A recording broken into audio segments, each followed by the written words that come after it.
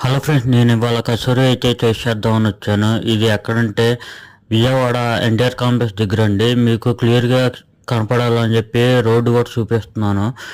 NTR complex bus stop దగ్గర దిగి కొంచెం ఎదురుగా వస్తే కార్నర్లో అయితే ఉంటుంది అనమాట. మీరు కచోరీ ఎప్పుడైనా తినుంటే టేస్ట్ ఎట్ట అనిపించింది అనేది కామెంట్లో తెలపండి.